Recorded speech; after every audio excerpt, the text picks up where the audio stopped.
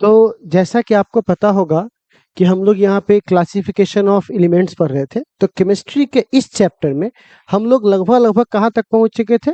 Periodic table. सबसे पहले तो आपको हिस्ट्री वगैरह बताया।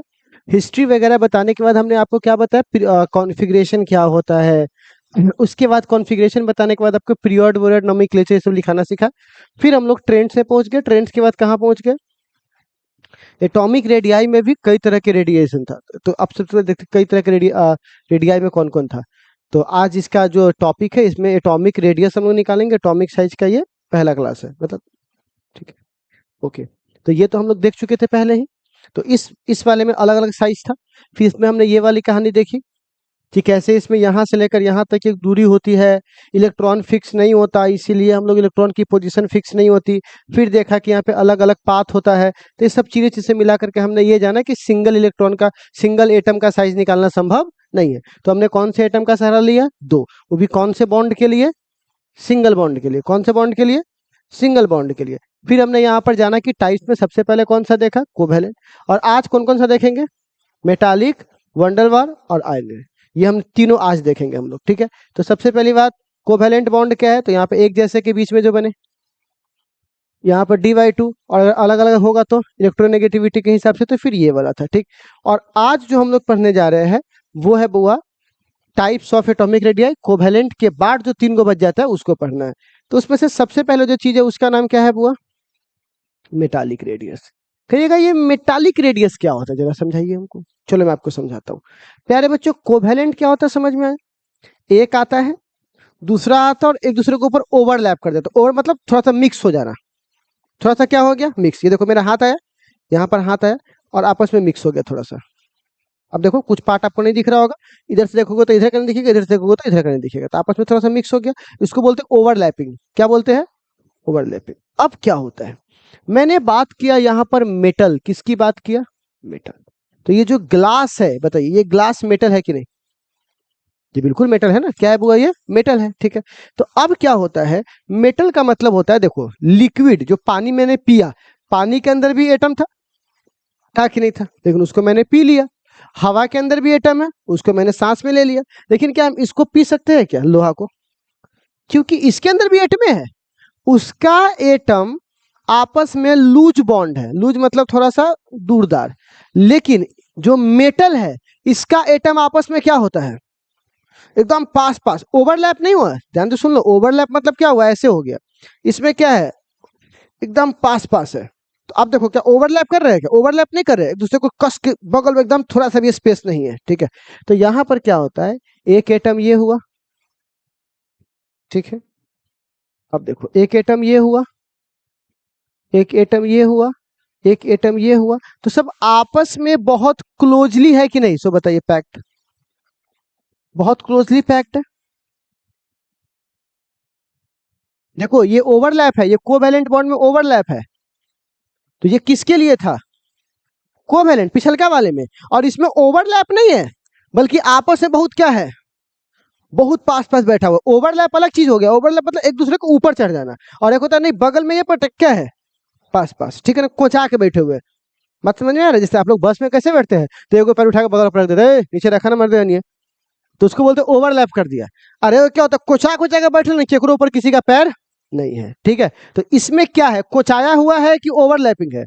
कोचाया हुआ है। तभी तो हमारा मेटल कहलाता है स्ट्रॉन्ग। मेटल क्या होता है, एटम इतना करीब रहता है कि उसको तोड़ना क्या होता है, बहुत मुश्किल होता है। जैसे कोई आदमी हाथ ऐसे पकड़े खड़ा हो, तुरंत आगे से तोड़ के भाग जाएगा। लेकिन 4-5 गो आदमी एकदम कस कस एकदम, अब कोई आदमी आएगा तो हम आने देंगे? ना दे, ना दे। क्योंकि आपस में क्या है, इतना पास पास है कि जगह स्पेस है नहीं करे। और तुम वहां रहेगा, हाथ ऐसे बने तो पूरा जगह खाली है, कौन आएगा बॉन्ड को तोड़ के निकल जाएगा, ठीक है। तो ये एटम के अंदर जो सॉरी मेटल्स के अंदर जो एटम होते हैं वो आपस में क्या होता है, बहुत पास पास होता है, बहुत आपस में कसा हुआ रहता है। तो आप बताइए इसकी दूरी कितनी होगी, और इसकी, इसके नाभिक और इसका नाभिक, इसका न्यूक्लियस और इसका न्यूक्लियस, इसकी बीच की दूरी डी होगी। तो रेडियस कितना होगा सो बताइए, एटॉमिक रेडियस क्या होगा? एटॉमिक रेडियस क्या होगा सो बताइए। तो क्या लिखेंगे, D/2। कोई दिक्कत है क्या आपको? बोलिए एटॉमिक रेडियस क्या लिखेंगे बुआ? D/2। तो ये सिंपल समझ में आ गया, इसमें कोई डाउट आपको? कोवैलेंट में आपको बता चुके 3 गो केस था, और मेटालिक में सीधे क्या था? कोवैलेंट में क्या था, एक दूसरे के ऊपर। मेटालिक में क्या है, ठीक है। नेक्स्ट अगला कौन है बुआ? वंडरवाल। अब आप कहिएगा वंडरवाल्स के बारे में जरा बताइए, ये क्या चीज है और ये क्या है? देखो वंडरवाल जैसे होता है, देखो अभी तक तुमको जितना बताया, जैसे आप यहाँ पीछे वाला देखो, इसमें क्या था? लोहा, लोहा को एफी कहते हैं। लोहा का क्या होता है? एफी होता है ना। तो एगो एफी का एटम है, दूसरा का इसका एटम है, तो यहाँ पर एटम एटम कर रहा है। यहाँ पर भी क्लोरीन है, क्लोरीन है, तो यहाँ पर भी एटम एटम कर रहा है। लेकिन वंडरवाल कहता है हम में एटम नहीं आएगा, हम में मॉलिक्यूल्स आएगा। क्या आएगा बउआ? जैसे मॉलिक्यूल्स कौन हुआ? तो H2O और H2O। पानी है तो क्या गिलास में क्यों पानी के मॉलिक्यूल्स है? बहुत सारा पानी के मॉलिक्यूल्स है ना, और आपस में क्या कर रखा हुआ है? पकड़ के रखा हुआ है। तो क्या देखा गया कि जो H2O का यहाँ पर मतलब कि पूरा ओवरऑल जो यहाँ पर अति था, और इसका जो था, ठीक है ना, इसके बीच का जो आप निकालिएगा, ठीक है ना, यहाँ पर दूरी, तो इसका भी हम लोग क्या करेंगे वो यहाँ पर d/2। ठीक है, तो अब बताइए वंडरवाल में हाफ होता है डिस्टेंस बिटवीन न्यूक्लियस, देखिए पहला का न्यूक्लियस, लेकिन न्यूक्लियस और एगो बगल वाले का न्यूक्लियस। लेकिन अब यहाँ पर है वो क्या है? नाइक बोर्ड, आसपास में जो बगल में जो एलिमेंट होता है उसके सॉलिड स्टेट में। तो कहा जाता है यहीं पर कि वंडरवाल में कौन काम करता है बुआ? मॉलिक्यूल्स काम करता है। कौन काम करता है बुआ? तो मॉलिक्यूल्स के दो न्यूक्लियस के बीच की जो आप दूरी निकालते हो और उसको आधा करते हो, वो कौन कहलाता है बुआ? कौन सा बुआ? तो आप हमको एक बात बताइए, एटम तो अच्छे से पकड़ा हुआ रहता है, लेकिन मॉलिक्यूल साइज थोड़ा बड़ा ना होता है। एटम का साइज एक एच ओ, लेकिन H2O दो तीन को मिला दिए तो एगो बॉक्स में क्या हुआ? तीन गो। कौन कौन? H2O। तो उसका साइज छोटा होगा, साइज क्या होगा? बड़ा होगा। और वो भी क्या होता है? वंडरवाल फोर्स कमजोर होता है, एक दूसरे के साथ पानी पीते देते खट से टूट जाता है। पानी पीते तो पानी के मॉलिक्यूल्स क्या होता है? खट से टूट जाता है। तो उसको तोड़ना क्या होता है? आसान होता है। तो वंडरवाल फोर्स में लूज बॉन्ड होता है। लूज बॉन्ड का मतलब क्या हुआ? एने ओने बउआ रहा होगा, लहरा रहा होगा चारों ओर, तो इसका जो साइज है वो क्या होगा? बड़ा होगा। एटम में कस के पकड़ ले जाता है, लेकिन मॉलिक्यूल्स उतना कस के पकड़ के नहीं रखता है। तो आप बताइए सबसे बड़ा रेडियस किसका होगा? भी मतलब कौन हुआ? उसके बाद किसका होगा? मेटालिक। और इसका कम क्यों हुआ? कोवेलेंट है, वो चढ़ गया एक दूसरे के ऊपर। तो जब चढ़ जाएगा तो जगह क्या चाहिए? कम चाहिए ना उसके तुलना में। अब सोचो कोचा के दो आदमी बैठा हो तो इतना जगह चाहिए, अगर दूसरे के ऊपर गोदी में बैठ जाएगा तो क्या होगा? तो जगह बहुत कम चाहिए होगा ना, क्योंकि ओवरलैप कर गया है। बात समझ में आ रहा है? ठीक है। अच्छा, अब सवाल है यहाँ पर, ये सारी कहानी है। तो आप कह सकते हो कि इनर्ट गैस वंडरवाल रेडियस का वो डिफाइन करते हैं हम लोग। अब यहाँ पर VR मतलब जो यहाँ पर क्या हुआ? वंडरवाल जो रेडियस है वो 2 गुना होता है किसके? कोवैलेंट रेडियस के। अप्रोक्सीमेट में कितना गुना होता है? 2, लगभग लगभग। तो मान के चलो वंडरवाल रेडियस है अगर 10, ठीक है ना, अगर ये 10 है तो ये 5 होगा, तभी ना 5 दूनी 10 हुआ होगा। तो ये अप्रोक्सीमेट में याद रखिएगा, वंडरवाल रेडियस क्या होता है? 2 गुना होता है। किसके 2 गुना होता है बुआ? कोवैलेंट रेडियस के। ठीक है, इतना बात समझ में आ गया। नेक्स्ट अब आता है कौन सा बुआ? Ionic radius. क्या इतना बात मैं समझा पाया जो मैं आपको समझाना चाह रहा था? फिर से वापस बोल देता हूँ, बहुत ज्यादा कुछ भी दिमाग नहीं लगाना है। 4 प्रकार के हमारे पास रेडियस थे। पहला का नाम क्या बोले? कोवैलेंट। कोवैलेंट का मतलब आपस में क्या हुआ?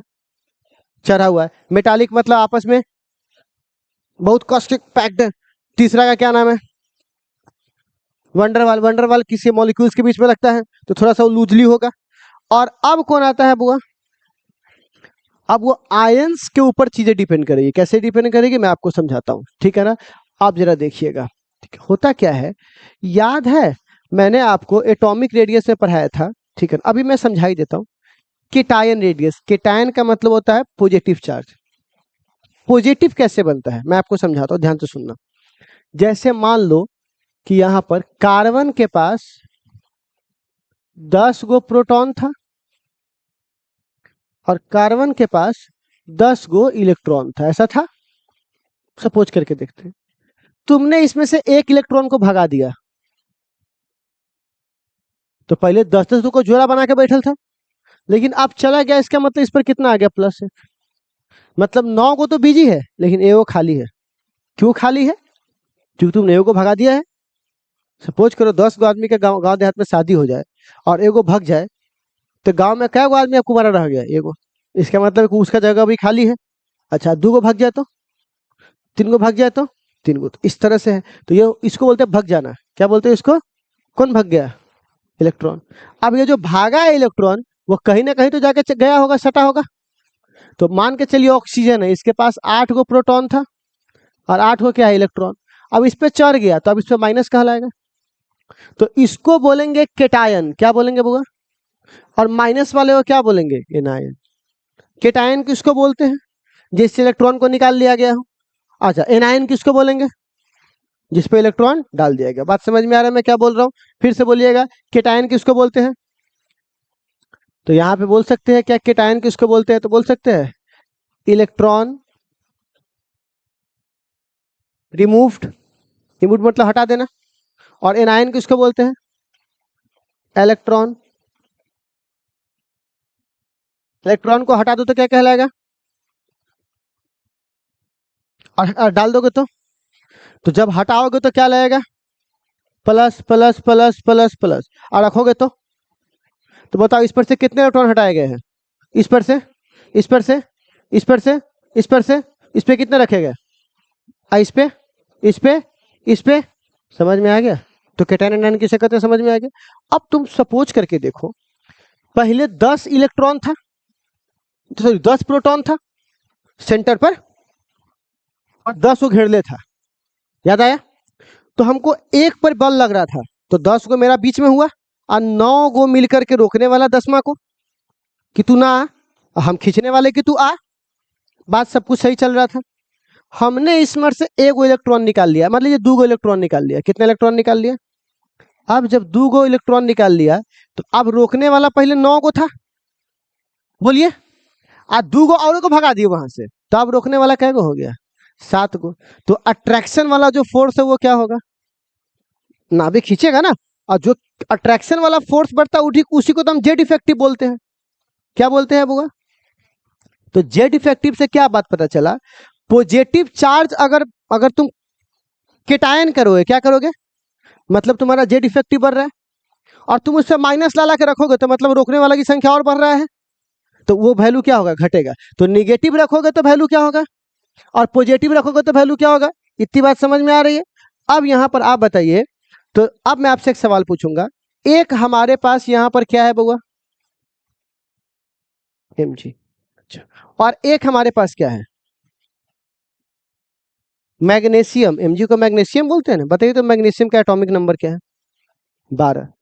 अब बताइए इसका मतलब क्या हुआ प्यारे बच्चों? 12 गो प्रोटॉन यहाँ पर था इसके, और 12 गो क्या था? लेकिन 12 गो में से 1 गो इलेक्ट्रॉन तो बिजी हो गया, बोलना। तो अब इसके पास कितना बचा? तो 12 गो खींचने वाला, 11 गो धक्का देने वाला। अब ये आ गया Mg+। आप बताइए क्या इसकी प्रोटॉन की संख्या बढ़ गई? क्या नहीं, 12 के 12 ही रहेगा। लेकिन अब कितना इसके पास मौजूद है इलेक्ट्रॉन? 12 में से 2 गो चल गया तो 10, लेकिन 10 गो में से 1 गो तो बाहर भेजी है। तो आप कितना बचा?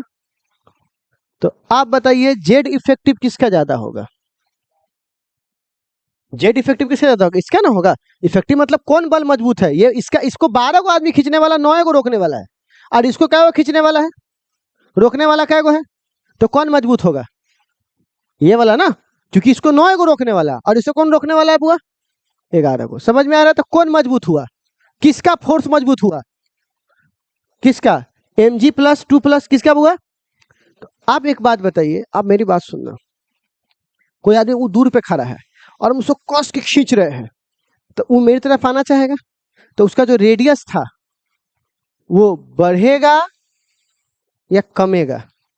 सोचना, सोच के मुझे बताना। मतलब एकदम बहुत कॉमन सोचना है। हम किसी का हाथ पकड़ के अपनी ओर खींच रहे हैं, तो वो बढ़ेगा या घटेगा? घटेगा ना, क्योंकि हम उसको खींच रहे हैं ना अपनी तरफ। तो खींचेंगे तो स्क्वीज होगा। स्क्वीज होगा मतलब क्या होगा? घटेगा। तो अब हमको बताओ तो प्यारे बच्चों, अगर मैं यहाँ पर किसकी वैल्यू बढ़ाता हूँ? जेड इफेक्टिव, तो हमारा साइज बढ़ेगा नहीं, बल्कि हमारा साइज क्या होगा? घटेगा। बोलो ना, साइज बढ़ेगा ही घटेगा? तो आप बताइए यहाँ पर, तो हमको एक बात बताइए, इस दोनों में से जेड इफेक्टिव किसका ज्यादा है बुआ? और इसका कम है?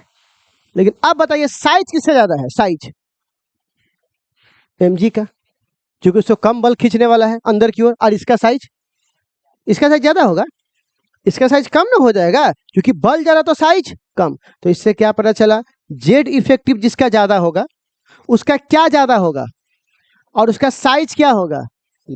कुछ बात समझ में आ रहा है मैं जो कहना चाह रहा हूं, फिर से बोलो, मैं एक बार 2 बार रिपीट करो। जेड इफेक्टिव मोर होगा तो अट्रैक्शन भी क्या होगा, मोर, लेकिन साइज क्या होगा, साइज क्या होगा, कारण समझ में आ गया क्यों होगा, कारण समझ में आ गया क्यों होगा। अच्छा तो आप बताइए, यहां पे लिख सकता हूं radius is inversely proportional to, Z ज्यादा रेडियस कम, तो उल्टा ना हुआ एक दूसरे का। तो बताओ जेड इफेक्टिव किसका ज्यादा है बुआ, लेकिन साइज किसका ज्यादा है, mg का। समझ में आया, इसका उल्टा होता है। कोई दिक्कत इतना समझने में, अरे बोल ना भाई, तुमको कोई दिक्कत नहीं, बात समझ में आया मैं क्या बोल रहा हूँ, एक बार पूरा ओवरऑल बात समझ में आ गया। मैंने क्या बोला, मान लीजिए मेरे पास 12 आदमी है, मेरे पास कितना आदमी है, तो मेरे पास 12 इलेक्ट्रॉन भी होंगे।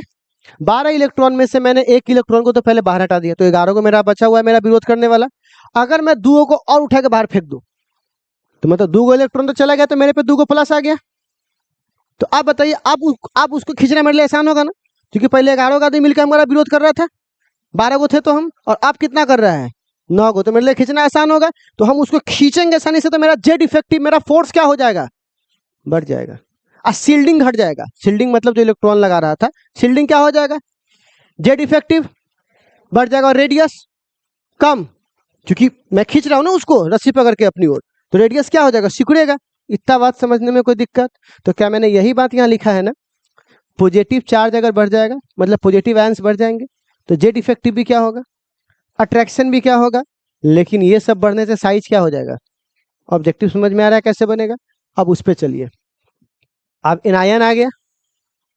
अब सोचिए 12 को हम थे, 11 को था, एक पे बल लगा रहे थे, अब इलेक्ट्रॉन जा नहीं रहा, अब इलेक्ट्रॉन आ गया, अब 2 और आ गया था, हम बोले बाप रे, अच्छा एक और आ गया था, हम बोले अब तो जा, अब तो रोकेगा उसको तगड़ा तरीके से, हम कमजोर पड़ेंगे, क्योंकि उसको अब धक्का देने वाला बहुत आ गया। तो अब अगर धक्का देने वाला बहुत आ गया तो मेरा जेड इफेक्टिव क्या होगा, कमजोर, लेकिन साइज क्या हो जाएगा, जो तो घूम, कोई दिक्कत नहीं, हम देख लेंगे। तो अब यहाँ पर यही वाला बात हुआ, डायरेक्टली प्रोपोर्शनल किसके है, ये बढ़ेगा तो रेडियस भी क्या होगा। अरे बोलना भाई, समझ में आ रहा है, कोई दिक्कत है क्या। तो अब यहाँ पर बोलता है जेड इफेक्टिव किसके प्रोपोर्शनल है, वो देखो तो निगेटिव, तो निगेटिव अगर बढ़ा दिया तो जेड इफेक्टिव क्या हो जाएगा, घट जाएगा। तो यहाँ पर देख रहे हो, तो मेरे पास 2 है, एक नाइट्रोजन और एक नाइट्रोजन में पावर क्या है, -3। अब खुद बताओ किसका जेड इफेक्टिव मजबूत होगा, एन का या जिसके पास 3 इलेक्ट्रॉन ज्यादा है उसका। अरे तुम लोग ऐसे हवा में बात मत करो, समझ के जवाब दो। जेड इफेक्टिव का मतलब क्या होता है, जिसका इलेक्ट्रॉन कमजोर हो, इसका इलेक्ट्रॉन कमजोर है, इसका मतलब क्या हुआ, इसके पास 3 एक्स्ट्रा इलेक्ट्रॉन है, तो ये जेड इफेक्टिव को मजबूत के बजाय कमजोर ना करेगा, क्योंकि उसके पास लड़ने के लिए कम ना है। तो आप बताइए, एन मतलब ये हुआ कि इसके पास 7 इलेक्ट्रॉन है और 7 प्रोटॉन है, जिसमें से 1 बिजी हो गया तो 6 बचा, ठीक। और इसका मतलब क्या हुआ, 7 तो प्रोटॉन हैवे करे, लेकिन अब इसके पास क्या आ गया, 7 और 3 10, जिसमें से 1 हटा देंगे तो कितना बचेगा, 9। तो इसके पास लड़ने के लिए कितना इलेक्ट्रॉन था, इसके पास कितना है, कौन मजबूत होगा बताइए, ये अच्छे से लड़ेगा, अच्छे से लड़ेगा तो इसका जो पॉजिटिव वाला फोर्स है वो क्या हो जाएगा, जेड इफेक्टिव क्या हो जाएगा, घटेगा, कमजोर हो जाएगा, और जेड इफेक्टिव घट जाएगा तो साइज क्या हो जाएगा, बढ़ जाएगा। तो अब यही वाला बातें बता रहा हूं। तो आप बताइए एन और एन के पावर -3 में से कौन बढ़ेगा, कौन बड़ा होगा, जेड इफेक्टिव किसका ज्यादा बड़ा होगा, नहीं नहीं इसका ना बड़ा होगा, उल्टा लिखा गया क्या ये, हाँ तो ये जेड इफेक्टिव, जेड इफेक्टिव किसका बड़ा होगा, इसका, इसका कमजोर होगा, क्योंकि इसके पास ज्यादा इलेक्ट्रॉन है, ये बोलता है हमारा शील्डिंग मजबूत है, तो जेड इफेक्टिव किसका कमजोर होगा बुआ, हाँ तो आप देखो एन का मजबूत होगा और इसका क्या होगा बुआ, कमजोर, ठीक है। लेकिन जेड इफेक्टिव कम होगा तो अट्रैक्शन क्या होगा, जेड इफेक्टिव कम मतलब अट्रैक्शन ज्यादा, है ना। आप देखो, है ना, अब यहाँ पर तो साइज क्या होगा, मोर। तो ऐसे हालत में देखिए, तो रेडियस किसके इनवर्सली प्रोपोर्शनल है, और जेड इफेक्टिव क्या है यहाँ पर, कमजोर, तो रेडियस क्या होगा, मजबूत। तो ज्यादा बड़ा रेडियस किसका होगा, क्योंकि n के पावर -3 के पास 3 इलेक्ट्रॉन एक्स्ट्रा है और वो उसको धक्का दे रहा है, तो साइज क्या हो जाएगा, बड़ा हो जाएगा। ठीक है ना, तो यही बात बोलता है अगर नेगेटिव चार्ज बढ़ाओगे तो जेड इफेक्टिव क्या होगा, जेड इफेक्टिव घटेगा तो अट्रैक्शन भी क्या होगा, अट्रैक्शन घटेगा तो साइज क्या होगा। क्या इतना बात समझ में आया।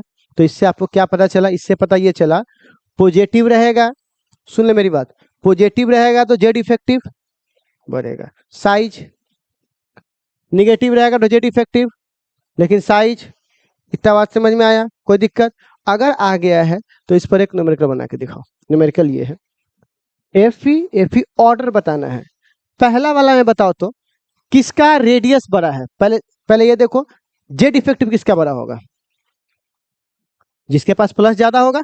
जेड इफेक्टिव किससे कमजोर होगा, माइनस ज्यादा होगा तो कमजोर और प्लस ज्यादा हुआ तो मजबूत। तो आप बताइए यहाँ पे सबसे ज्यादा किसका है, तो सबसे ज्यादा जेड इफेक्टिव किसका होगा, फिर किसका होगा, फिर किसका होगा, तो साइज किसका मजबूत से होगा, साइज सबसे बड़ा किसका होगा, इसका ना होगा।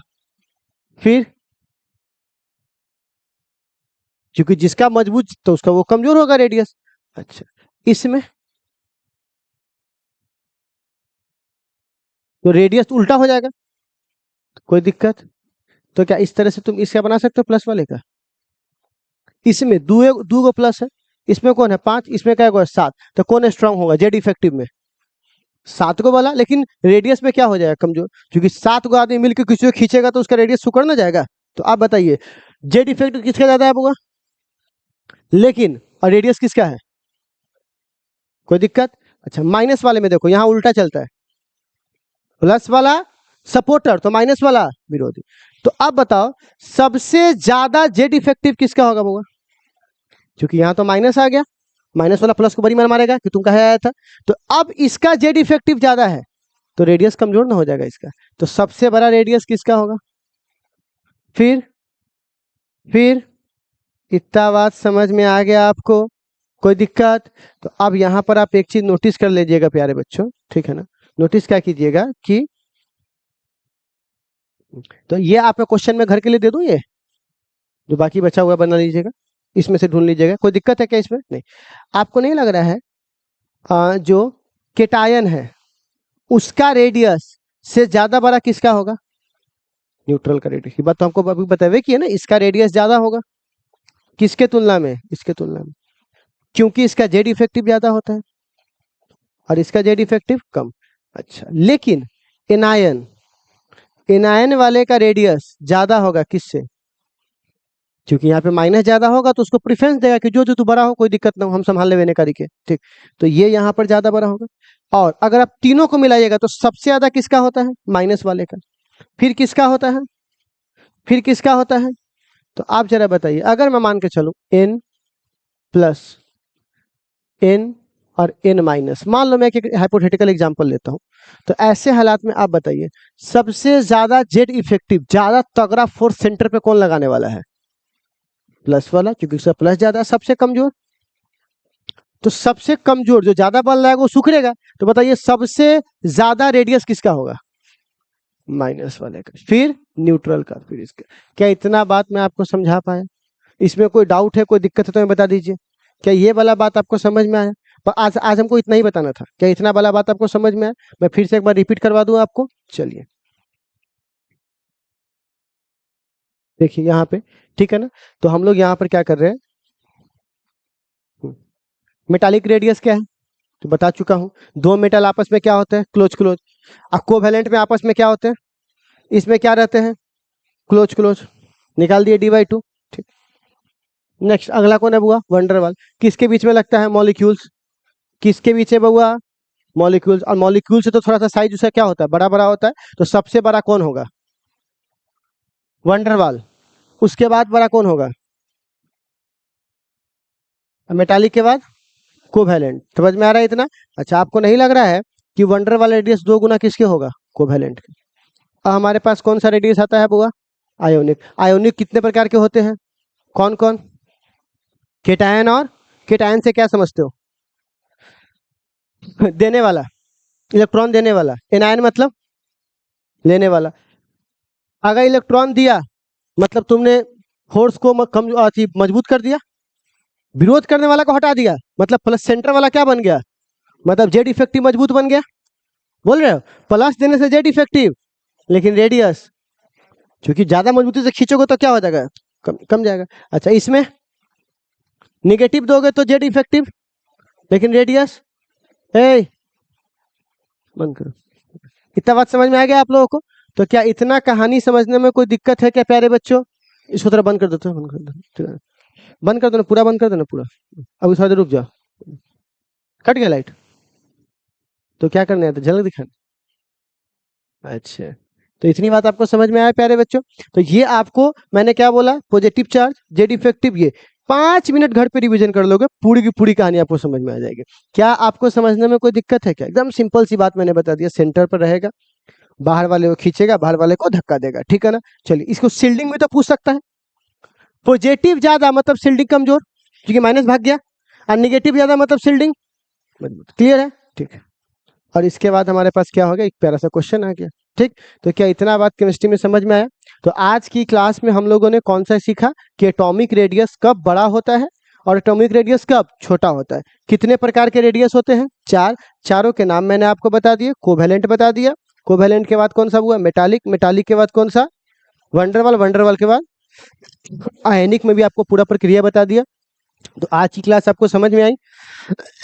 देखिए हम लोग एक तरह के सवाल बनाए थे, एटॉमिक का जो साइज है इस पर एक पूरा पहले हमको सेशन कर लेने दीजिए, 2-3 क्लास और हमारा बचा हुआ है। उसके बाद जितना भी इस पे जो क्वेश्चन होगा ना, हालांकि क्वेश्चन तो मैं यहाँ पे दे ही दे रहा हूँ छोटा मोटा प्रैक्टिस करने के लिए, बट जो डीपीपी वाला क्वेश्चन होता है ना, वो सारा क्वेश्चन एटॉमिक साइज का हम एक बार आपको देंगे, ठीक है ना। इसमें 3 चलेगा, एक कॉन्फिग्रेशन, एक एटॉमिक साइज और एक आयोनाइजेशन एनर्जी। ठीक है, तो 3 में हमारा काम क्या हो जाएगा, खत्म हो जाएगा। तो इतनी बात आप लोगों को समझ में आए? कोई डाउट है तो बता दीजिए, देख लीजिए कोई डाउट आप लोगों को, पक्का?